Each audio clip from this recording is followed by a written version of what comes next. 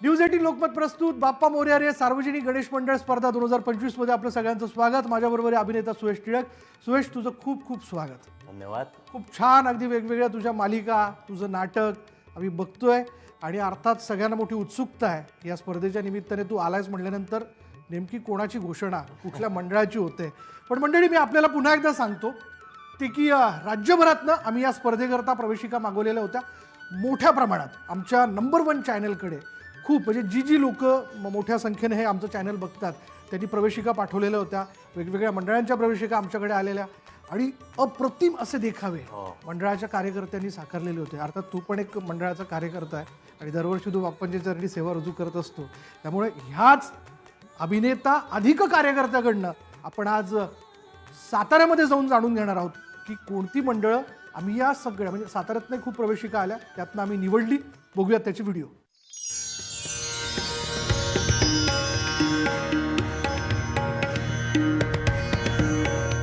विलासपूरचा चिंतामणी नवयुग तरुण मंडळाचा हा गणपती आहे। आपण हे पाहू शकता।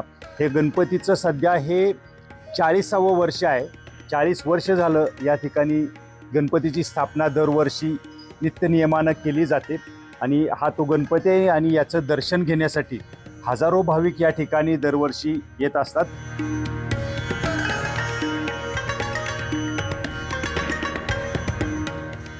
हे मंडळ 1986 मध्ये स्थापन झालं। त्या काळात तिथं मोजकीच घरं होती, परंतु जे युवा कार्यकर्ते होते त्यांनी खरोखरच अतिशय कष्ट करून त्या काळात हे मंडळ स्थापन केलं आणि अनेक उपक्रम जे सामाजिक उपयोगी आहेत असे त्या पद्धतीने राबवले। पण मंडळातली एकता आणि सगळी आम्ही एकत्र राहून मंडळाचं काम करत असतो, हेच आम्हाला खूप आनंद आहे। इथून पुढे बी मंडळ आमचं नवीन मुलं, नवीन तरुणची मुलं जी अध्यक्ष आहेत, उपाध्यक्ष आहेत, हे सगळं तरुण मुलांचं मंडळ आहे। असंच उपक्रम आम्ही राबवू।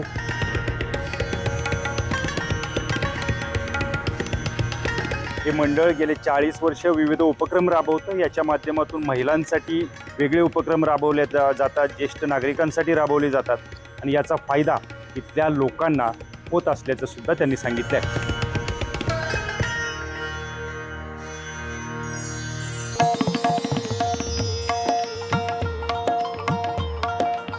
मोती चौकातल्या फेटेवाला त्याला म्हटलं जातं, त्या गणपतीच्या समोर उभा आहे। तुम्हाला इथलं सगळं मी नयनरम्य असं दृश्य दाखवतोय।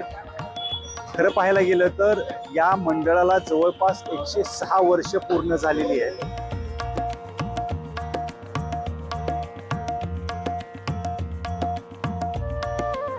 फेटेवाला महागणपतीची स्थापना आहे ती 1919 साली इथं झाली।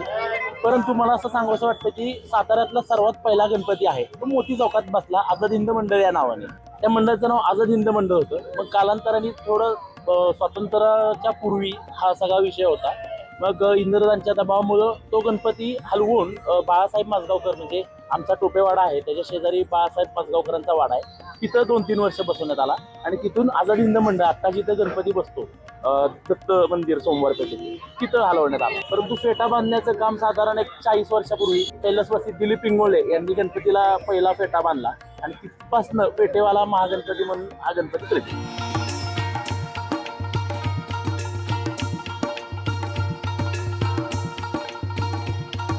आणि सगळ्यात महत्त्वाचं 106 वर्ष पूर्ण झालेले आहेत या मंडळाला आणि हा गणपती जो आहे फेटेवाला याचं दर्शन घेण्यासाठी साताऱ्यातले हजारो भाविक या ठिकाणी येत असतात।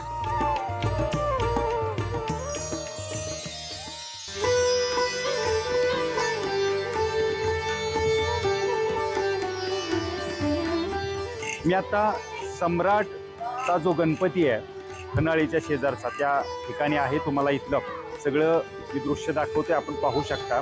हा सम्राटचा गणपती आहे। खरं तर याला सुद्धा मानाचा गणपती असं म्हटलं जातं।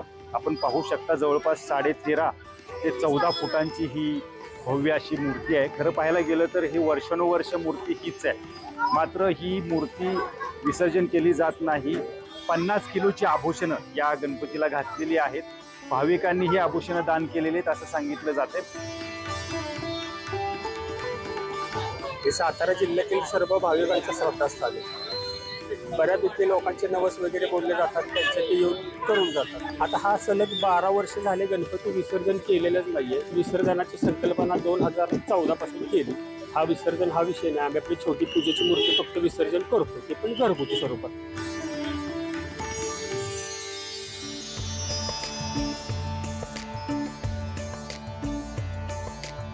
मी आता मंडईचा राजा या गणपतीच्या समोर उभा आहे आणि तुम्हाला मी या गणपतीचं दृश्य दाखवतोय.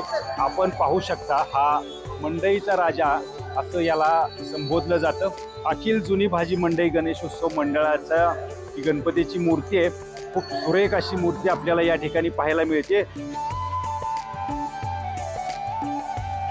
खरं पाहायला गेलं तर 1972 सालापासून या ठिकाणी या गणपतीची स्थापना केली जाते आणि याला मंडईचा राजा का म्हटलं जातं तर या ठिकाणी पहिली जुनी मंडई बसायची आणि याच ठिकाणी या गणपतीची स्थापना झाल्यामुळं याला मंडईचा राजा असं म्हटलं जातं.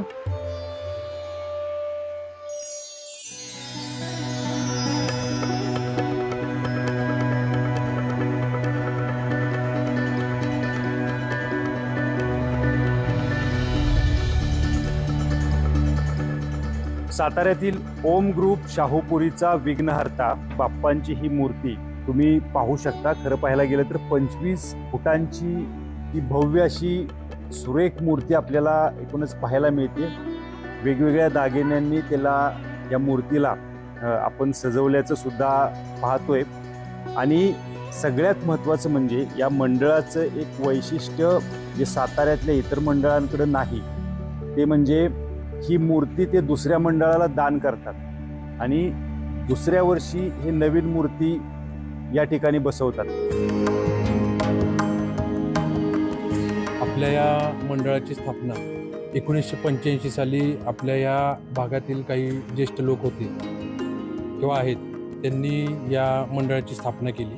14 वर्ष झाले आपण गणेशाची जी मूर्ती आहे, जी सुंदर मूर्ती आहे, ती आपण लालबाग परळवरून जे सुप्रसिद्ध मूर्तिकार निखिल खातो आहेत त्यांच्याकडून आपण दरवर्षी ही मूर्ती मुंबईवरून सातारला घेऊन येतो.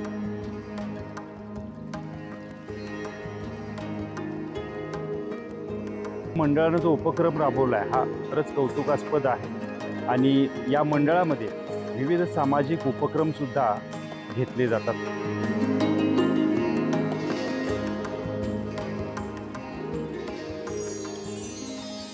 तर मंडळी, अर्थात उत्सुकता आहे की साताऱ्यामध्ये कोण विजेता ठरलाय आणि विजेते आहेत फेटेवाला महागणपती श्रीमंत छत्रपती प्रतापसिंह मंडळ सातारा.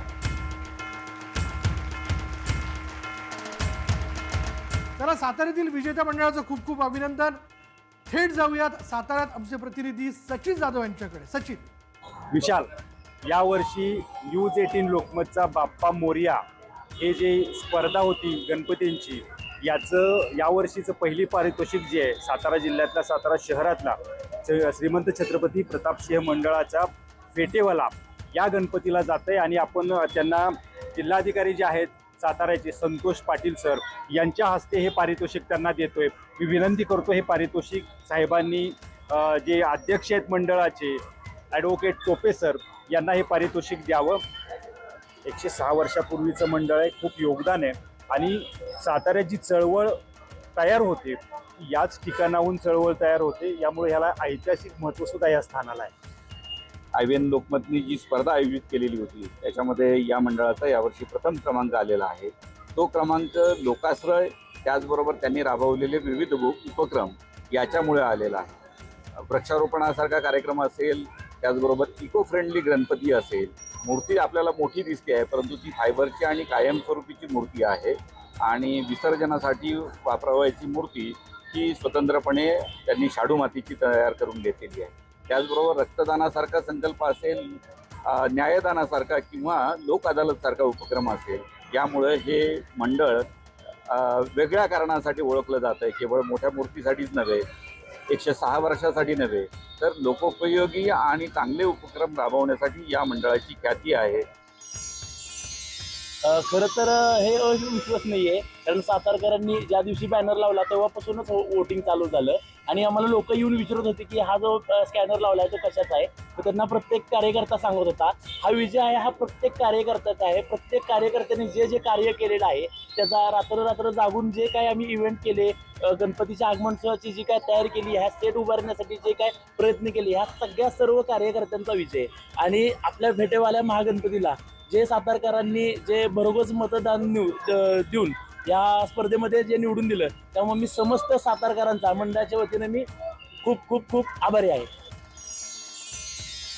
या वर्षीचा प्रथम पारितोषिक जे आहे ते प्रतापसिंह महाराज यांच्या नावाने असलेल्या मंडळाला मिळालंय.